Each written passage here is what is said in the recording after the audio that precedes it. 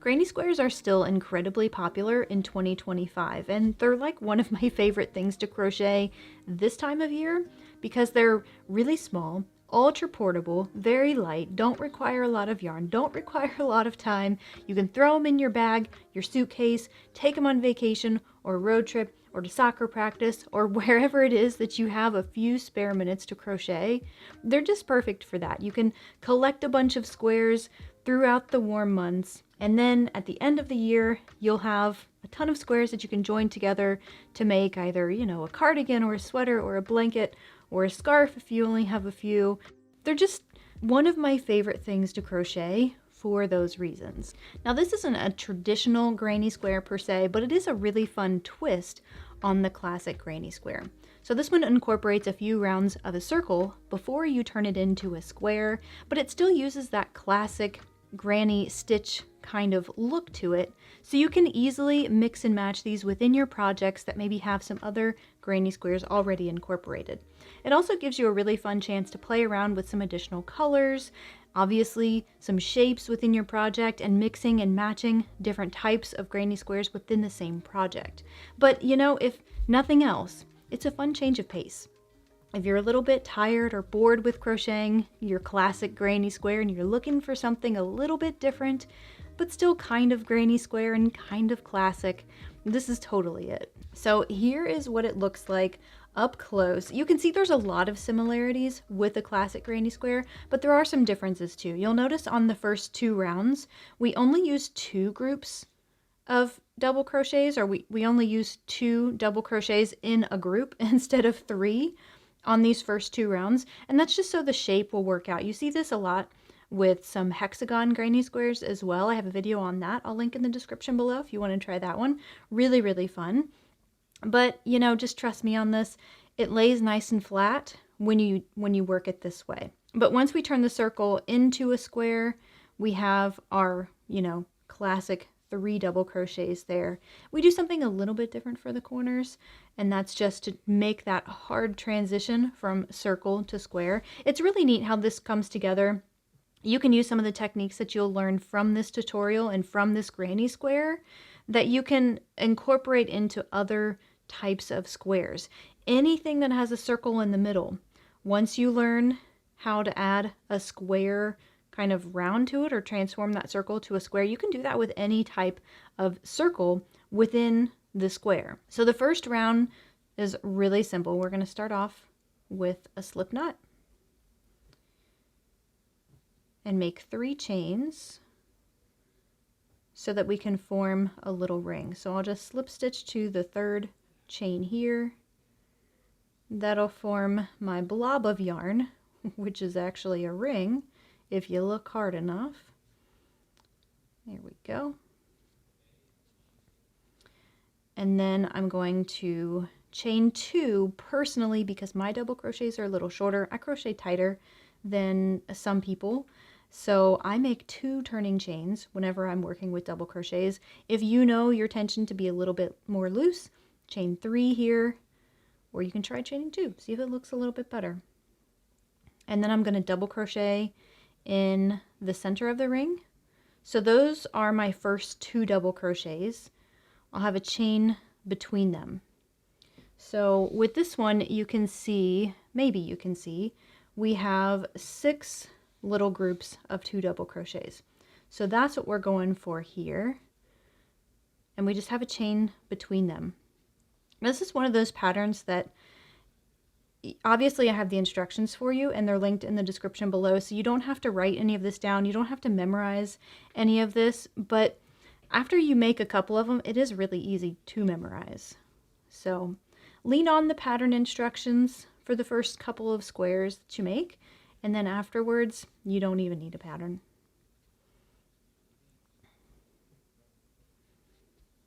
I have just this tiny little bit of yarn left.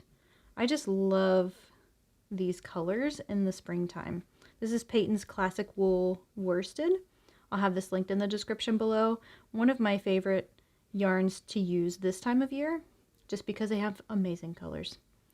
So using up my last little bit of this blue color. I don't remember the names of the colors off the top of my head, so I will have them in the description as well if you want to make some squares with the same colors, with one exception. This outer color here, I don't think is available anymore. I have looked and looked and looked, and I think it was discontinued, and I keep hoping they'll bring it back, but I don't think they have. And I don't think they changed the name of it. I no longer know the name of it because I've long since lost the label.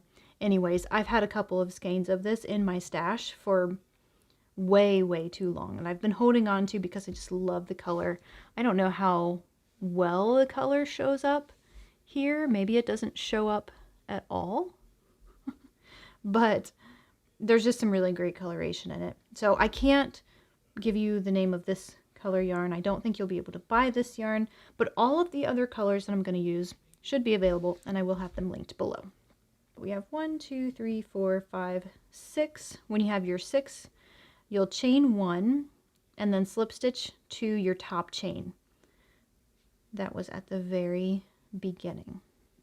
So that's the first round complete. And now probably the next big topic we need to talk about is changing colors.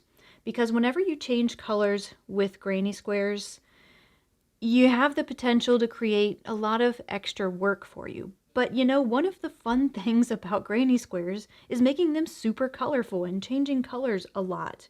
Now, there are some beautiful solid granny squares out there, so don't get me wrong, but there's just something about changing colors in granny squares, okay?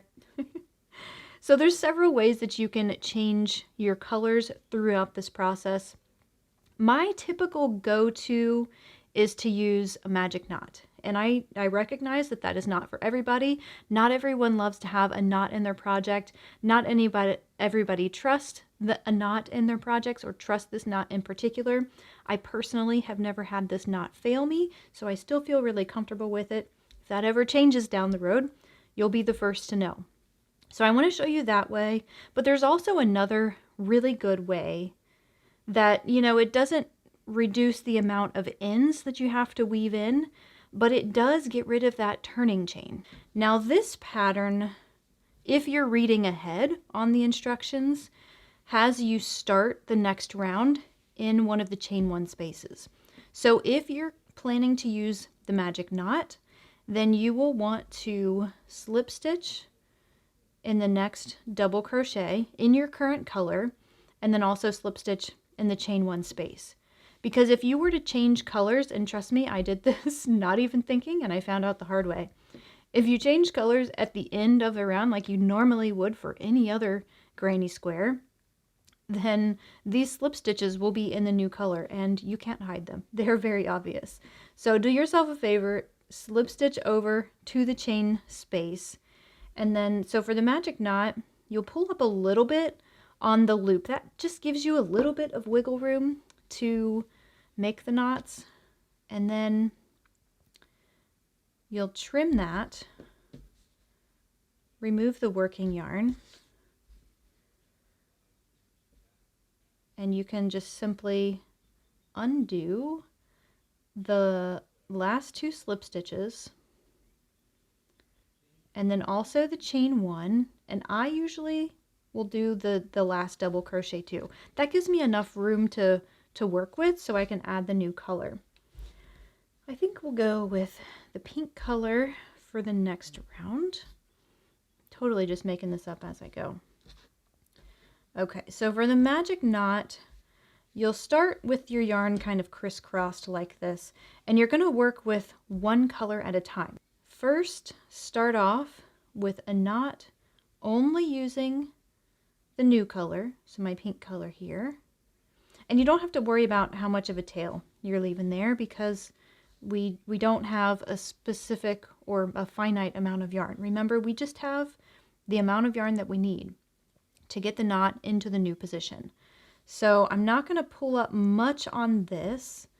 I will just basically swing it around so I can tie a knot around this color with this color.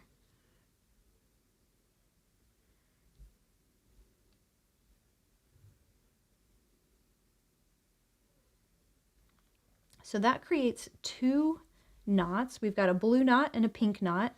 And when you pull each of the ends, it slides the knots together. And then you can pull pretty tight on this. And I like to pull really tight on it because the more you pull on the knot, or the more you pull on these two ends of yarn, the knots just get tighter and closer together. So that's what makes it a magic knot. If you do it any other way, I can't guarantee that it will actually work because I know this way works. So then you can safely just trim the tails completely off. So you have no extra tails to weave in, which is really great. And then we can just work those last few stitches again. Now don't forget, you have a double crochet. Try to work in your same tension. That way the knot ends up where it needs to. Chain one, slip stitch. I'm going to end up a little bit short. That's okay. Slip stitch there, and then we'll slip stitch here. And see, that kind of sets me up perfect on the front side. So the first stitch of the new color will be, or the first stitch of the next round will be in the new color. And then my knot is just safely tucked here on the back side. So again, that knot is a little bit of a compromise. If this method isn't for you, don't worry. On the next round, I'll show you a different way to change colors and see if you like that way better. All right, now round two is really similar to round one with one subtle difference. So we have our yarn here in the chain one space. That's really important for whatever color changing method you're doing, or if you're not changing colors at all, obviously you would just slip stitch over to your chain one space. If you're joining a new color in another way, you'll join in the chain one space. That way it'll set you up to work your first little group or cluster of stitches. I'm going to chain two again. That counts as a double crochet, and make another double crochet in the same chain one space. And then I'll chain one, and I'll make two double crochets now in the same chain one space.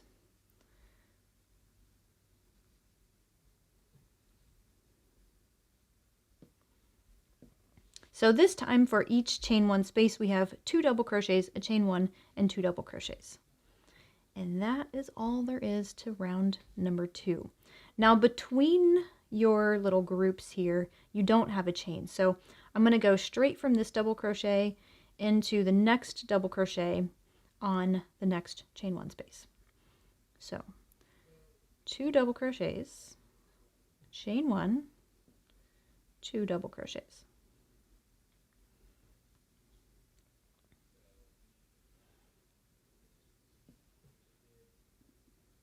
And keep going. So you'll notice once you get a few more stitches in this round that it almost takes on like a hexagon sort of shape, but it totally works itself out in the next round. So if you're kind of concerned about that and wondering what's going on, then yeah, you're not doing anything wrong. It's just how this round tends to look.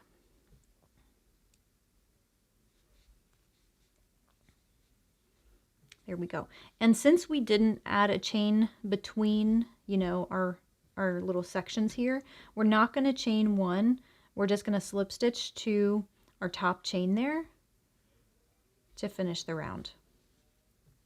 Now, so the other color changing method that I want to show you, I think you're really, really going to love if you hate the look of turning chains. So this one is super cool, really simple, really familiar with, you know, just normal color changes. I'm going to trim the yarn, leave myself a little bit of a tail. I like to pull up on this tail so that I can create more of like an invisible join or seam here, because, you know, we've got this extra loop there. This is just totally overkill, but it's a really cool trick. Definitely worth paying attention to and trying, at least if nothing else, on the very last round, because, you know, that tends to be seen. So the way you do this, you've got your tail of yarn right here, and you have your first stitch there. So just run your yarn needle directly under that stitch, pull that, and then see this loop? That was the original loop. Now go down right through the middle of it. Hold on, let me get myself situated so you can see what I'm doing. Here's that loop I was talking about. I'll go straight down into the middle, kind of towards the back of the project. And there we go. That just created basically a fake stitch, and it makes it look super neat. All right, so that sets us up to start on round 3. I'm going to use this color instead of the white so you can actually see what I'm doing. And we'll make a slip knot. This time, go ahead and place the slip knot on your hook and pull it tight. I know it might be a little bit different than what you're used to. So the next part of the instructions, again, if you're reading ahead, tells you that you need to start in the chain 1 space. And so that would be right here. Now this is a little bit fiddly for like 2 seconds. So gather your yarn in your hand how you normally would and hold on to this loop on your hook. You'll yarn over because we're going to double crochet, and when you do that, you kind of need to hold on to this tail too. So stick with me. A little bit awkward for a couple of seconds, but it pays off. Now I totally lost where I was, I think right here. So we are going to just double crochet in this chain 1 space, and again you have to hold the tail back there because otherwise it'll just unravel or it'll twist around your hook. Work the double crochet, and that's it. So that's basically a standing stitch. You have your tail, of course, that you have to weave in, but you don't have that, you know, unsightly turning chain if you absolutely hate the look of it. So you've made your first double crochet. Now you'll make 2 more in this same chain 1 space. If I can get some more yarn here.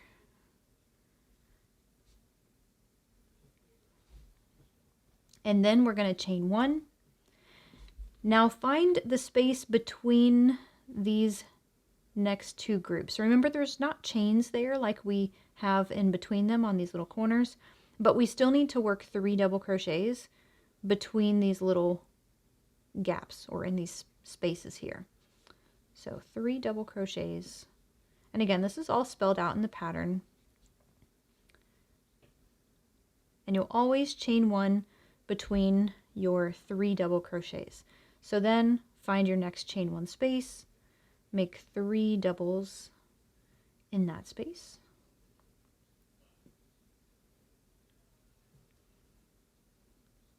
Chain 1, 3 doubles between the next 2 groups.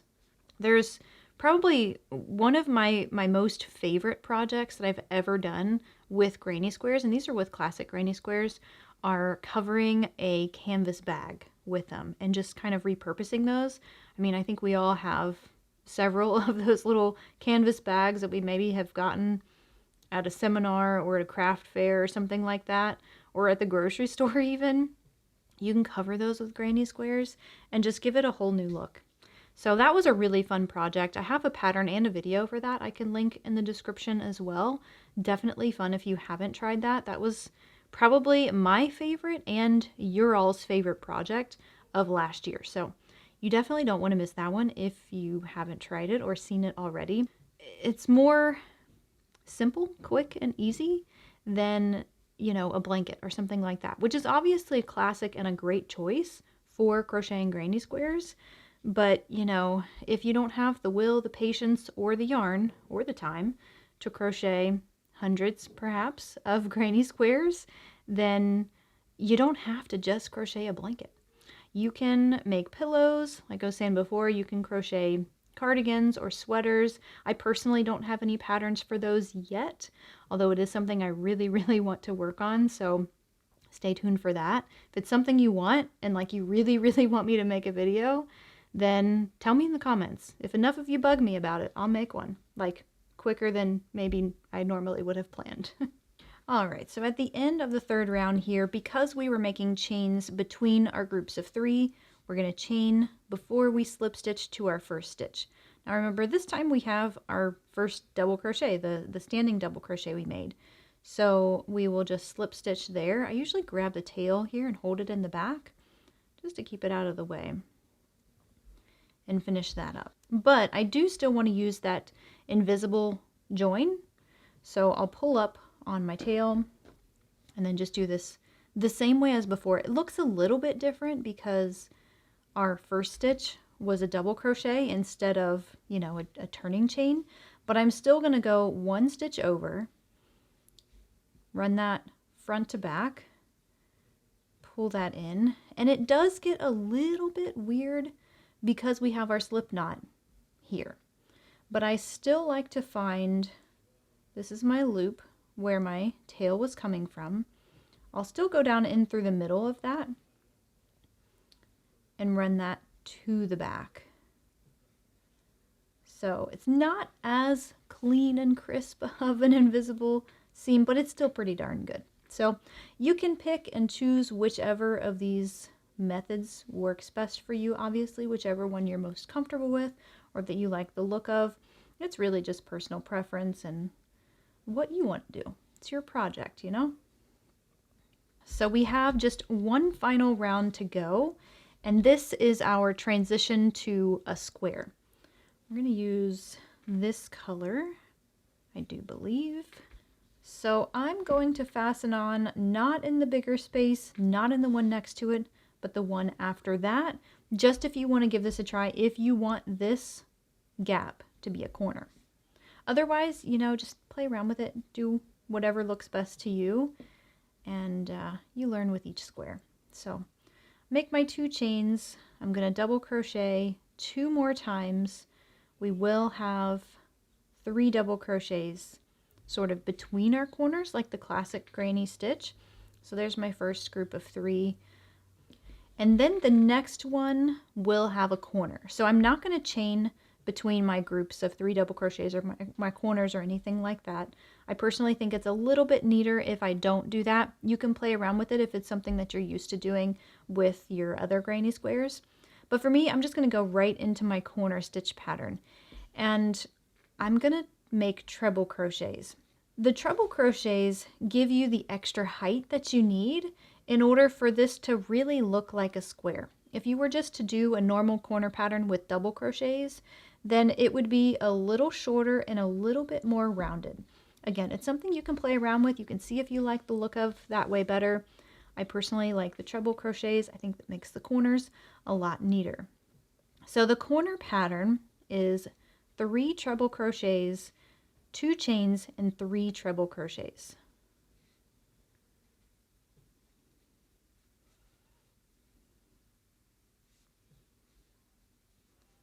I do want to show you another alternative on the next corner because, I mean, if you're anything like me, I am so critical of my treble crochets. They never look neat enough for me, and it's probably because I have a tendency to crochet tighter anyways, and I can't keep those stitches nice and tight. And so there's an alternative that you can try if you find yourself kind of like me and not loving to either crochet treble crochets, or maybe you just don't like the look of your trebles. But first, we need 3 double crochets in the next chain 1 space.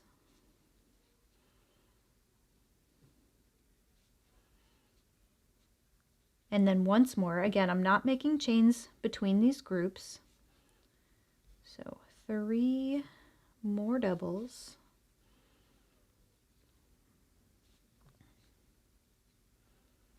So the other option that you can use instead of treble crochets are extended double crochets. They're maybe slightly shorter than the treble crochet, but they still look pretty good. The way you do that is sort of just act like you're making a double crochet like normal. So yarn over, pull through 2, and then here you would normally yarn over and pull through 2, and that would finish the double crochet. But for an extended double crochet, you're gonna yarn over and make a chain. I know, super weird, right? And then yarn over and pull through 2. Now it gives you a similar height to a treble crochet, but I want to finish the corner and show you what it looks like so you can see if this is a neater option for you. I know for me personally, these stitches have a tendency to look a lot neater than my trebles, so you'll often find me doing this as a little cheat anytime I have to make treble crochets. It's just a nice little trick to have up your sleeve if you need it. And you can decide which one you like the look of better. Again, all of this is personal preference. So just play around and see what works for you. This was my treble crochet corner, and this is my extended double crochet corner. Subtle differences between the two, but you know, for me personally, I tend to like the tightness of these stitches a little bit better than I do these. I feel like I don't have very much control, and these have a tendency to look a little bit sloppier. So give it a try, see what you think, see which one you like better. I'm actually going to keep going with the treble crochets, and now the next space will be another corner. So if you're not picking up on the pattern here, we're going to have a corner and then 2 groups of 3 double crochets in a corner, 2 groups of 3 double crochets in a corner. And that's all there is to the 4th round here.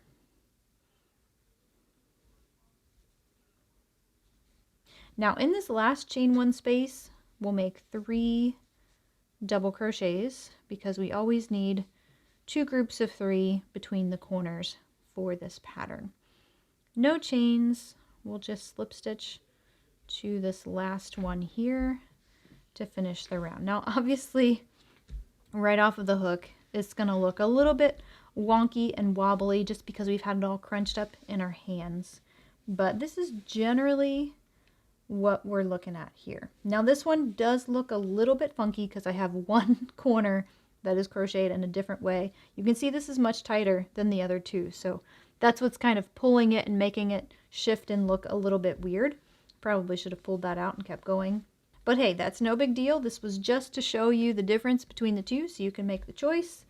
And we'll fasten off here just like before. I always do the invisible join at the end on an outer square because you just get a much neater look. The other thing you can do to make your circle granny squares look as neat as possible is to block them. Now this is, again, one of those steps that you don't have to do if you don't want to. I tend to kind of do something in between. I like to do some mild blocking to my squares. I've got just these little blocking mats here. I'll link them in the description below. I bought these off of Amazon. They worked really well for me. I love the grid. That's like a really big added bonus with blocking granny squares. But you don't need these. If you've got some athletic flooring tiles, you can use those. You can use like a towel on your bed. You don't have to get like super crazy or anything with this. But the one thing you will want to invest in is some rust-free pins. I like T-pins that have, you know, the T shape up at the top because they're a little bit easier on your fingers. Not a big deal when you're crocheting or blocking granny squares because there's only like 4 pins that you put in. But if you're blocking a scarf or a blanket or a shawl or something where you're putting in a ton of pins, then, you know, you might invest in like actual blocking pins. It kind of looks like a big comb of pins. So you've got like a big piece. Those work really well. Or yeah, T-pins to sort of save your fingers. So here lately, I would say the last like year and a half or so, I have been blocking primarily with this steamer. I bought this laundry steamer off of Amazon about a year and a half ago now, and it's the only thing that I've used for blocking. It's done really great things. I like how you can, you know, steam with it lying horizontal and it doesn't, you know, spill all of the water out. So that's been like a huge upgrade from my other steamer. Obviously you can steam this way as well. I'll link this in the description below if you want to try this. It's worked well for me. Like I said, I've had it for about a year and a half and I haven't had any issues. But you don't have to have a steamer to block your projects. This is just one way. And I think this gives you a nice light kind of steam. It's perfect for what I like to see in my granny squares. But there's other ways that you can block. You can pin these down if you've got a water bottle. Just put some lukewarm water in there, spray it down, saturate it completely, and then you'll have to give yourself a little bit more time to let it dry if you're saturating it with water by spraying it. So usually about a day is what that requires. Or alternatively, if you don't have a spray bottle, then you can just dunk these in water, wring them out gently, very, very gently, especially if you're working with wools, just so you don't have, you know, water pooling everywhere. But again, this is all just completely optional. You don't have to block your squares. You can go straight into the joining process. I've got 2 videos actually that I would recommend you check out next. One has my 5 favorite, just basic, simple, classic granny square joins, but then I have another one that's really, really cool. If you hate joining granny squares in a traditional way, the join as you go method is totally for you. If you haven't tried it, you must. It's the coolest join, I think. It's one of my favorites right now. So watch one or both of those videos next. I'll have both of them linked in the description below. And also don't forget the written instructions for this circle granny square as you saw me crochet it today is also linked in the description. That way you don't have to memorize or write down anything that you saw in this video. The instructions are right there for you. Happy hooking, and I'll see you in the next one.